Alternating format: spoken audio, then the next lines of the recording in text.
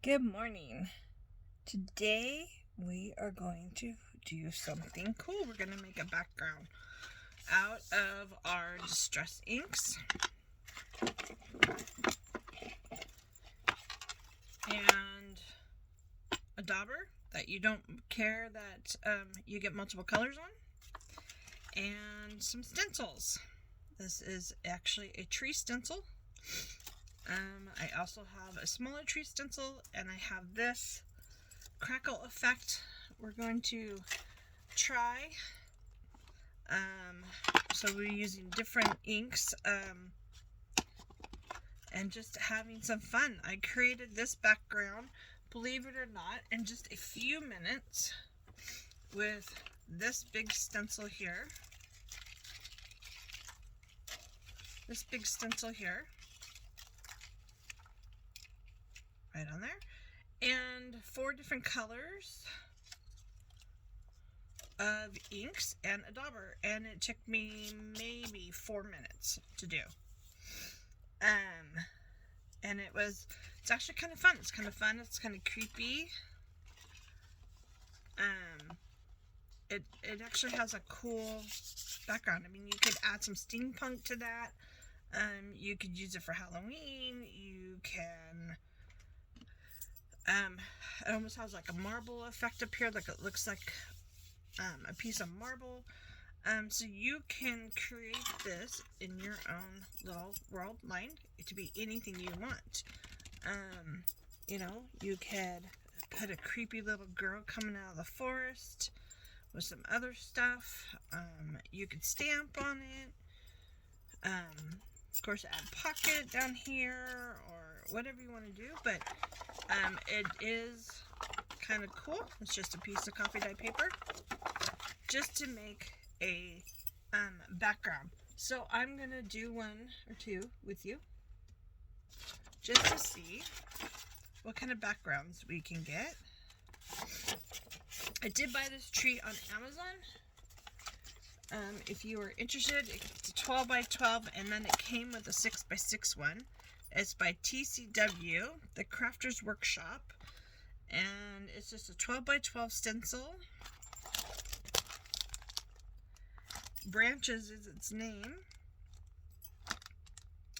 So the other cool thing you can do, which I don't usually do that here, is sprays. Usually I do them like outside, or I have a little box or whatever I spray in, and then you can kind of go over with sprays. But inks is something usually everybody has. You don't even have to use, I'll show you something else here. You don't even have to buy a stencil. Look at this. We can use this. Let's just test this out. Wish I had a little piece of washi tape on me, but I don't know where it's buried to right now. What color should we use? How about a green? Let's use green. It's right on top. You can, of course, this is a piece of ribbon, so I'm not going back and forth like I would with something else, but I'm just kind of daubing through the holes. Hold on to that while we move down here, see what we get, see if this works. This is kind of the fun of junk journaling. See what works, see what doesn't work. Sometimes, even if it doesn't work, it comes out to be something cool. Look at that. It almost looks like cobblestones. But that's just from that piece of spiderweb ribbon. So you can use anything as a stencil. If you have die cuts and you've got the negative, use that as a stencil. That works too. So don't worry if you don't have a stencil. Okay, that's easy. You can also use washi tape. I saw this on Pam at the Paper Outpost. In fact, I saw this whole idea from there, and even went and bought the stencil because I liked it so much. So you can check these creepy girls out. Ooh. Squirrel. Look at him going through the forest. You can use washi tape. You can take your washies and just put them in patterns. Go over it with your inks and then take the washi up, and then you'll have a negative image. This, I would call this background shadowing or negative shadowing, because you have what looks like a negative. To me, this looks like a photo negative. Kind of cool. This one looks like, straight kind of stenciling. I don't know why that is, but it kind of does to me, and this one looks like a negative. But anyways, so let's see how we did it. I have a piece of paper here, and we have our stencil, and you just want to find where you want to use it. This one, the other one, I kind of did both branches and had kind of opening here. I think I'm going to go more for kind of the one branch here. If I can, sorry, I have so much stuff on my desk. This top of the stencils catching onto things. Let me move these two because we're not using those right now. Okay. Now what I can do is I can actually clip that there. Probably not the best, a little big for clipping, but let's see if I can get this. I want to make sure we're in the camera. Are we in the camera? Okay, make sure we're in the camera to see what I'm doing. And then I'm just going to start out with what I'm using is frayed burlap. And what color is this one? Vintage photo, peeled paint, and worn lipstick. Of course, I have others, and we can add, let's see, maybe we'll add an extra color in there. That one's sage. That one's really close to that color. Let's see. That won't work. Maybe we'll add a little blue. This is weathered wood. Maybe we'll add that up in the sky area.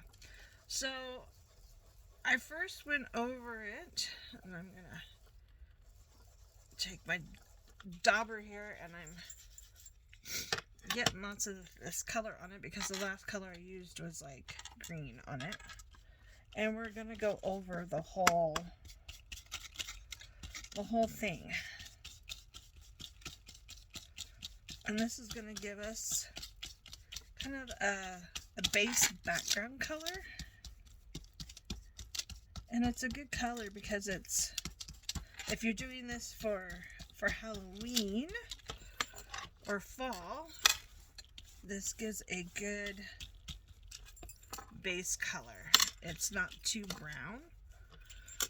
It has a little bit of a green tint to it.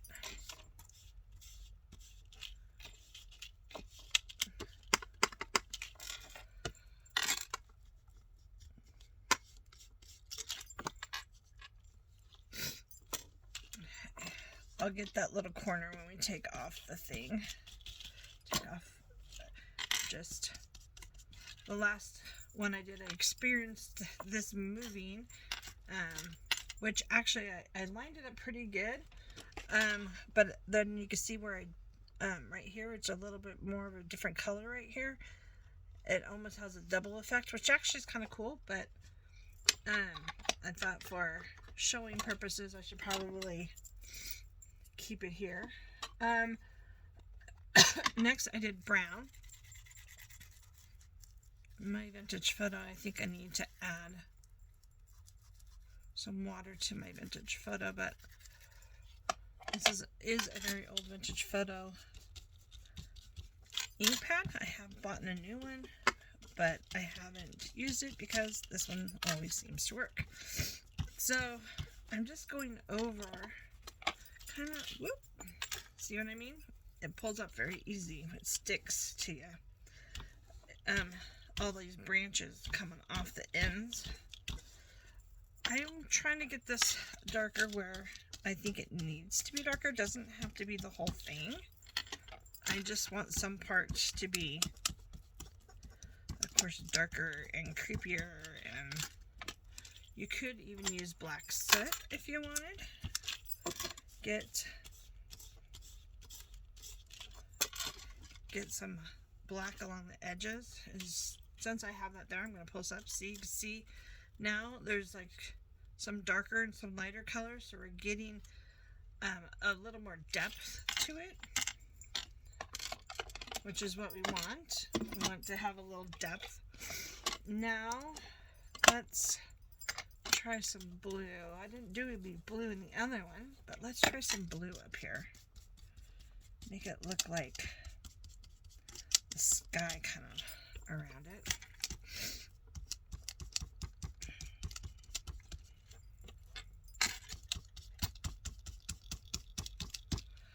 Maybe in the night sky it's getting darker, and it's getting dark around our forest.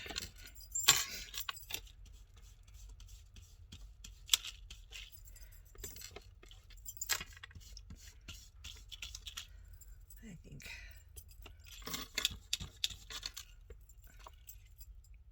yeah, that's looking good. Okay. So put a little bit more here because I get some of the blue back off my dauber, because the next color we're going to use is some pink.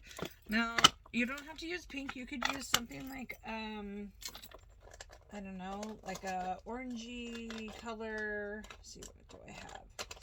Do I have another? My inks are falling out of my baskets. I do have a little rusted hinge somewhere in here. You could add, let me get it. It's one of the small ones, so it always goes to the bottom. A little rusted hinge. We can add a little bit of that even. You want to kind of make it look like sun is setting. So let's get that in there. You can definitely use as many colors as you want.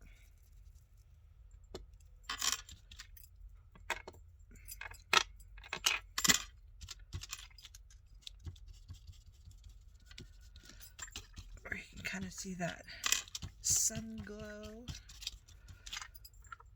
off in the distance.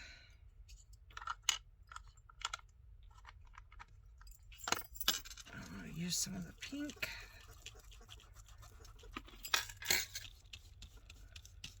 In there. Now we're getting kind of that, maybe the sun's going down behind. And then we want some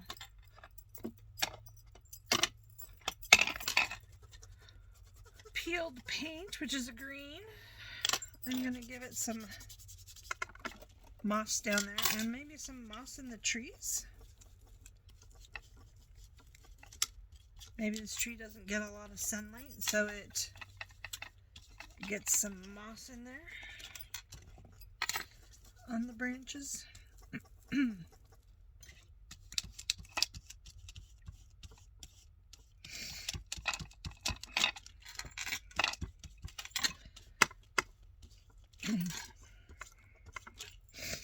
Especially down by the wet floor of the forest, right? Alright, I'm gonna move that so I can get that little piece right there. And let's see what we've created. Woo! Look at that. Look at, that's cool. We've got looking like dark sky and maybe the sun kind of coming through, and we got some moss and dark colors. Now if you wanted to make this more creepy, like I said, you could add some black soot to it, So there's the first one I did without any blue. And this one has the blue. Oh, look at this one is much more intense in color. I'm liking it. I like both of them actually. But that's really cool, huh? And you have a background in just a few minutes. And with some inks, it's really cool. Get another piece of paper here. That one's probably not good. This one's good here. Now, if you wanted to, you could, you know, not fold it in half. You could take your tree stencil, which I just put over here. You could take it. This is big enough. It's 12 by 12. You could take this and do this whole page and then fold it in half, of course, and then you would have it on. You'd basically have, how did that happen? Sorry, hit the camera. You would have then a full page. I'm just doing it on a half a page just for space and for time. So there's those two. Let's try a different stencil real fast. I have this. I bought this stencil. I saw somebody else using this stencil on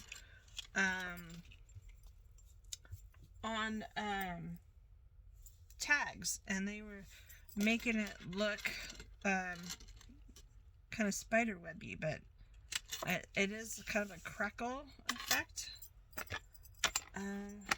So let's see what we can do with this one. I'm not sure what color to use. I have not tried this stencil, so let's see if we started out with maybe antique linen. Let's see what that does. Of course, I have all these other colors still on my dauber, so let's see what we're gonna get. Are we gonna get a cool crackled effect? Yes, we are. Oh, how fun. So I got this stencil. I got this one at Michael's. It is by Folk Art. It is backed by the acrylic paints, and there's usually a wall of stencils. It was $4.99, and I think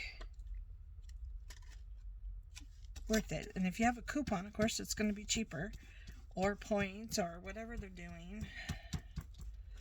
Okay, look at that. Okay, I kind of moved it right there, but looking good, looking good.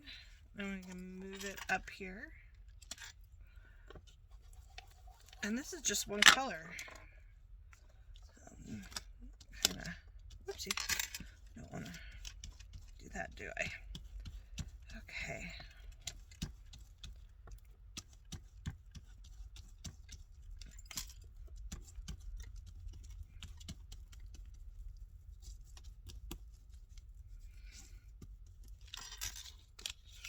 Looky there. Isn't that cool looking? And that's just one color. Not bad. Let's turn it over. Let's try, maybe try some other colors with it. See what we get when we add a few colors. Again, I'm just starting with the linen just because I want to have a base color.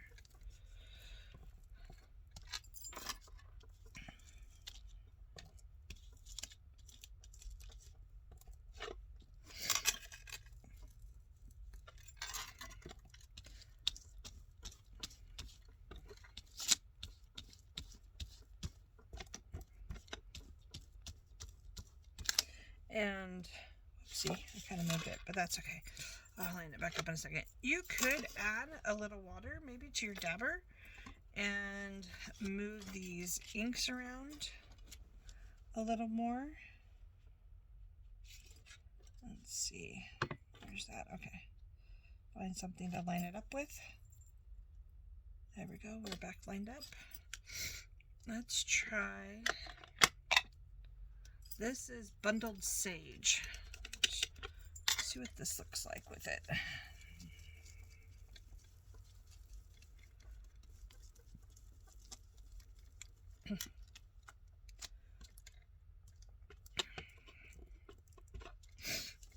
Alrighty.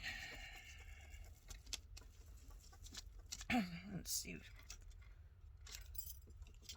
That looks kind of cool. I'm off a little bit, but it gives it a little shadow effect. That's kind of cool. Let's see what other color can we play with. We'll move it down here. How about, this is tea dye. Tea dye, sage, and burlap all mixed together. Let's see what it does.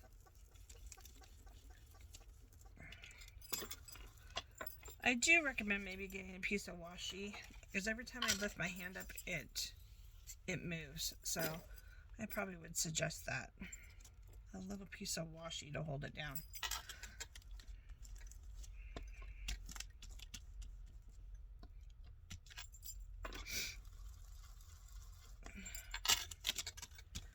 Let's see what it does. Over here on the side, we're just using the bundled sage right now. Okay, see if we can not move that. Oh, sorry, that was tea dye, not bundled sage. How about some blue? How would that look?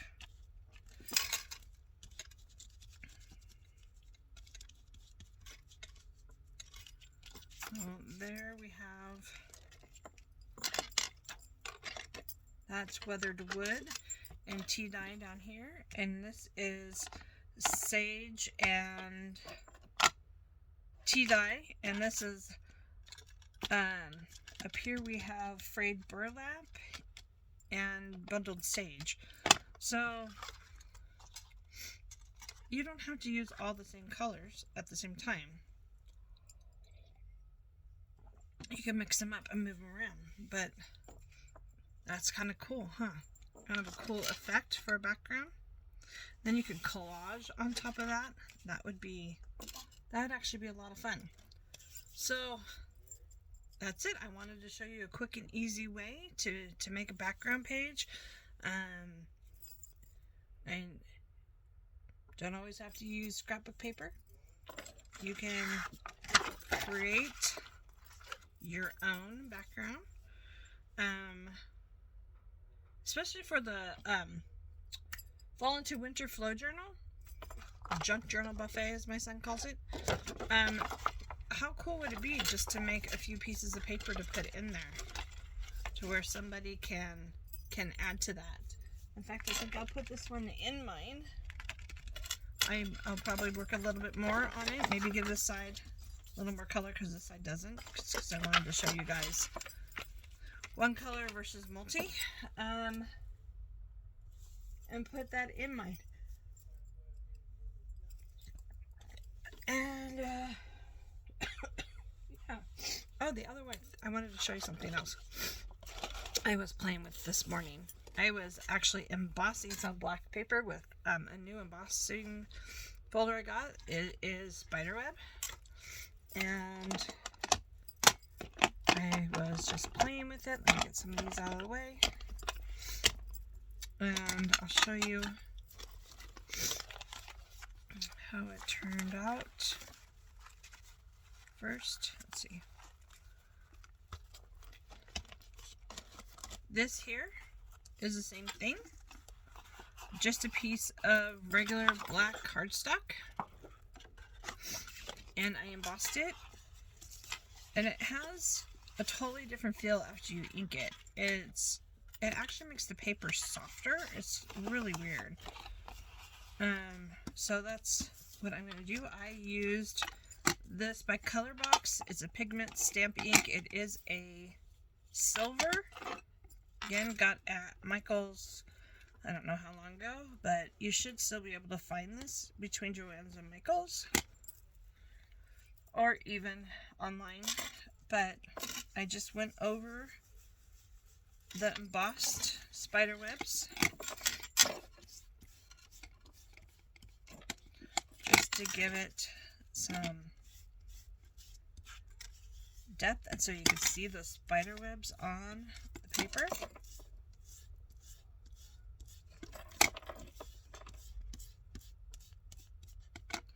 Give it some dimension. Isn't that cool? And it's cool because where pressed harder, sometimes it gets a little bit more silvery, more metallic-y. If you don't want it metallic-y, just don't press very hard and it'll just go right over it. I think it's kind of cool in some areas. Kind of gives it a kind of a hue, a glow about it. And again, this would be a very easy page. You can just emboss your whole paper and then go over it with ink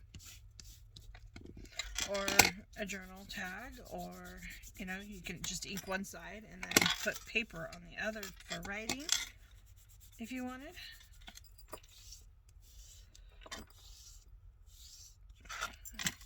Get the edge there, and voila, you've got the part that's been pressed in and the part that sticks out. So again, another easy little project to do. If you wanted, of course, you could add other colors on black. It might be a little harder to see, but again, you could if you had maybe something bright. Let's see, I don't know if this will work or not. Let's try something bright on here. Oh, look at that. Especially since you've already done the silver. I don't know if you could see that, but it did change the silver color. It looks, I'm using this aqua blue here, and it just actually has given the web in the middle more depth, if that makes sense. So I actually may go back and do that on this one. Oh yeah, I don't know, you could probably see it a little bit better on this one. Look at right here. We're up here, we're gonna look at that. It's given it a little bit more depth to it. So have fun, create. Just pick up your colors and have some fun. No, you don't have to worry about anything. You just go for it. This is Victorian velvet. Let's see what it does. Will it show on here? Doesn't really show. It does a little, but not much. But it does give it a little bit more depth in there. And this is broken china, which is about the same as what we were using, so it doesn't really change it much. But there you go. Again, you could do a whole page, fold it in half, you've got a whole page. Stick a altered paper clip on it and you're done. So I hope that helps. I hope that gives you some ideas. And again, we will see you tomorrow with the next video. I'm not sure who the lineup is for tomorrow. It might be the other Cheryl. And then I will probably be back again, and I think Cindy will be here this week with slow stitching. So, and then also too, I've had requests for showing how to make this. I did not make this. This was made by Julia Wright, but we've had people saying, hey, let's do this as a swap. So maybe we'll do this as a fun, easy winter Christmas / swap. We're not going to do very many swaps because of Christmas, but we do have our holiday elf. So, Secret Elf. So, make sure you sign up for that. That's always fun. It's kind of a 12 days of Christmas. You get to open a little package every day. And then, of course, we'll have our journal page, mixed media page. But I do want to throw something fun in there as well, something cute and fun. So, comment on the main page, give us some ideas if you have ideas for swaps for next year, because we are going to start lining those up. So, that is it for me, and we will talk to you later.